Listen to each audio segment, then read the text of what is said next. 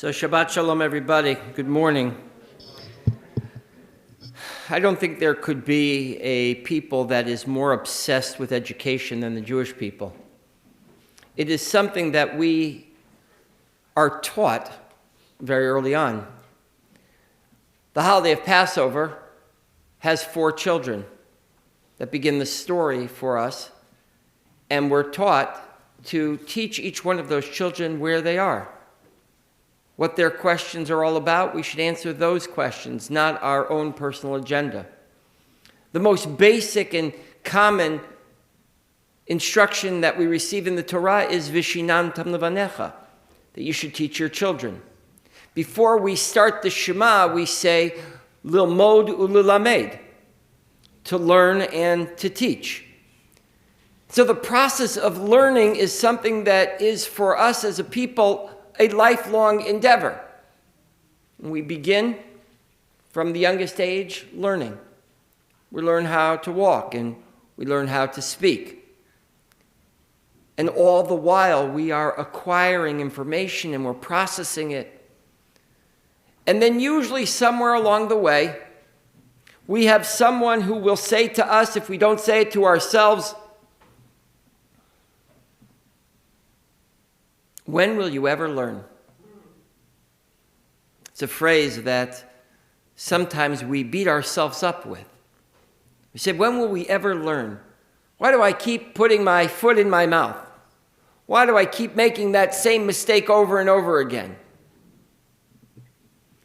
I believe that as much as the book of Bereshit is about mistakes that people make, and we are flooded, no pun intended, with stories about people who make mistakes over and over again, we also are given the opportunity to see how each and every one of those characters finds a moment of redemption, a moment in which they have learned the lesson. We could do a study of the times in which in this morning's Parsha we are confronted by wrong that then is righted, by a mistake that somebody makes and then is corrected. I want to share just one story with you this morning. You know the story well. It's the story of Cain and Abel.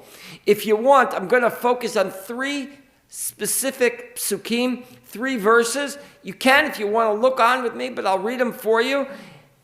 They're in your Chumashim, the story of Cain and Abel, Cain and Hevel.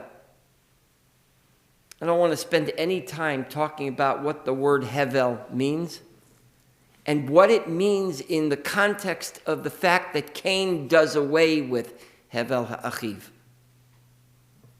That's for another time. See, the problem with Bereshit is it's so packed with great information. So it's a moment for me to offer a commercial for a class that we do here at the shul. Doing a class, we continue with the book of Genesis as we began last year. But I'm adding this year a series called Project Genesis, which will take place at the JCC, in which a good friend of mine, Pastor Gareth Evans from the Episcopal Church in Irvington, he and I are going to be teaching side by side stories of Genesis and how they unfold for our tradition. So stay tuned for that. That'll be December 6th. But there is so much to unpack here. So here are 3 verses from the story of Cain and Abel. And it's pretty much towards the end already, and Abel is about to disappear. You know the story. They both give their gifts to God. Immediately, Cain feels terrible about the gift that he gave. God asks Cain, "Why are you so crestfallen? Why are you feeling so down?"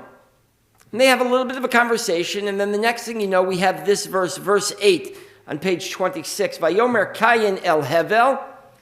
Cain said to Abel, his brother, Vayihi be'otam basadeh, and they found themselves in the field. Vayakam Cain el Hevel achiv vayargehu. And Cain rose up and killed his brother Abel. It's a bizarre verse. Vayomer Cain el Hevel. Cain said to Abel, ... If you were to look in the text that you have in your Eitz Chaim Chumash, they actually have ... If you knew anything about the trope, the cantillation for reciting this, you'll see that it says, Vayomer Kayin el Hevel, and then right under the word Hevel, the name Hevel, it has what's referred to as an etnachta. An etnachta almost always functions as a pause, a comma in the sentence. Vayomer Kayin el Hevel, Kayin said to Abel, his brother, we have no idea what he said. That doesn't, of course, stop the rabbis from inserting what they believe was that conversation. And not a single commentary says anything about anything positive in that conversation. It seems, according to the rabbis, that this was premeditated murder. This wasn't an accidental homicide. This was premeditated murder. According to all of the rabbis, Cain knew exactly what he was doing when he said to Hevel, hey, bro, you want to take a walk? Now, some rabbis are more cynical about Cain than others. We have, for example, the Or HaChaim, who says he started with nice words. He said, hey, you want to go for a walk? Fully knowing exactly what he intended to do, but he knew that if he wasn't approaching him with love, with ahava, then he wouldn't have gone. To Rashi, who says he knew exactly what he was doing when he started. And that unfolds for us an incredible series of events. I, on the other hand, would prefer to read it in a much more benign way. Cain and Abel went out for a walk. Cain said, you know what, I'm feeling down. The gift that I gave to God wasn't my best stuff. I could have done better. I feel a little remorse. Hey, Hevel, you want to take a walk with me? Maybe we could sort this out. And then maybe Abel said, well, you never give your best. And then Cain said, what do you mean? And then it escalated. Next thing you knew, he killed him. That happens in life. You know, sometimes we never intend to do the damage that we do.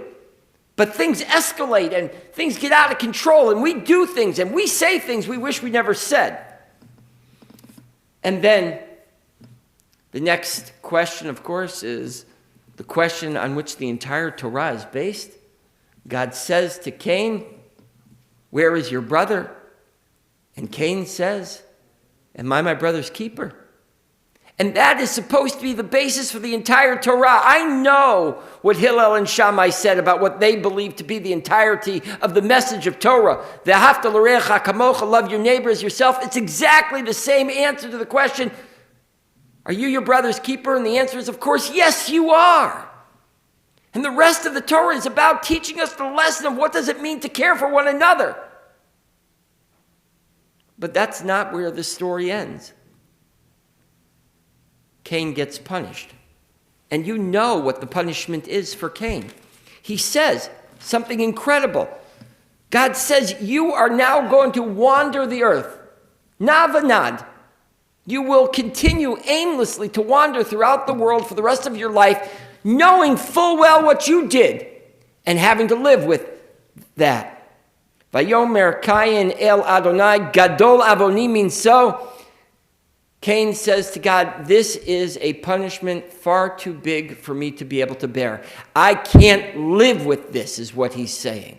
I can't live with myself wandering the earth. And then he says, you know what, other people are going to want to attack me. And God says, fine, I'll put a sign on you and people will know to stay away from you.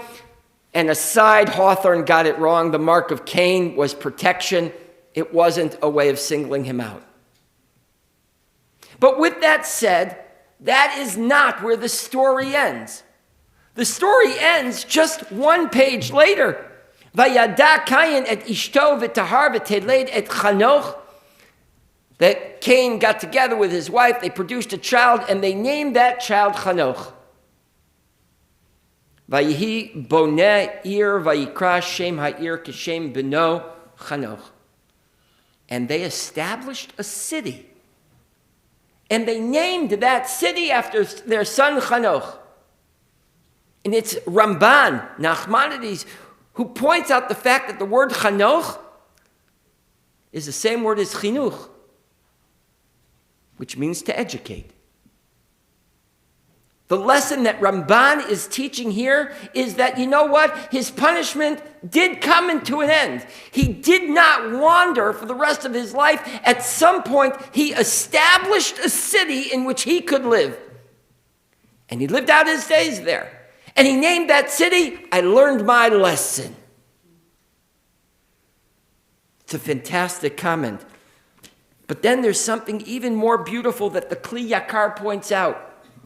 The Kli Yakar, on this exact same verse of Vayida Kain et Hevel Isho v'Teled et Chanoch Vayihi Boneh Ir. The Kli Yakar says, look at the language, the specific tense. It says Vayihi Boneh Ir, and they built a city. But it doesn't say that they built the city. It says they build a city. The Kli Yakar says, "Vayivein lo nomar ela vayihi boneh lashon hoveh." This is the language of the present. It's a beautiful comment that the Kli Yakar is making on the Ramban. He's saying that you got to live in the present. It can't always be about the past. It can't always be about the things you did wrong. There has to be a moment in which you separate yourself from that which you did to that which you are. Ramban, the Kli Yakar, the end of this story says, we do have capacity for learning. Yes, we may make the same mistake over and over again, but at some point in our life, we will learn those lessons. Everyone has a moment of redemption. What would it look like for us if every story in the Torah ended with a moment of redemption? I think it does. The question is, how hard are you willing to work to discover, to uncover that moment of redemption? I'm less concerned, quite honestly, with whether we find it in the text of the Torah as I am concerned with us finding it in our own lives. Being able to say to ourselves, I made a mistake, I put my foot in my mouth, I did something wrong, but today is today and I start again. This week, many Jews who built Sukkot over the holiday of Sukkot took them down. We put them away because next year we're going to take them out and rebuild them again. The message is a simple one. And that is, we put up and take down things all the time. Why not take down the difficulties we've had in our past and build redemption now in the present? Why can't we let go of those mistakes so that we can live more freely today? The messages of Bereshit are plenty. They're manifold and deep and vast. And we have the opportunity each year to hafoch ba v'hafoch ba, to go over them and then over them again, to find out the nuances, to find out what happens in those in-between moments, between word and action. We have the opportunity every day to say, Slach lanu avinu ki chatanu. I made a mistake, but today I begin again. Shabbat shalom. We continue with Musaf, page 184, Chatzi Kaddish. Please rise.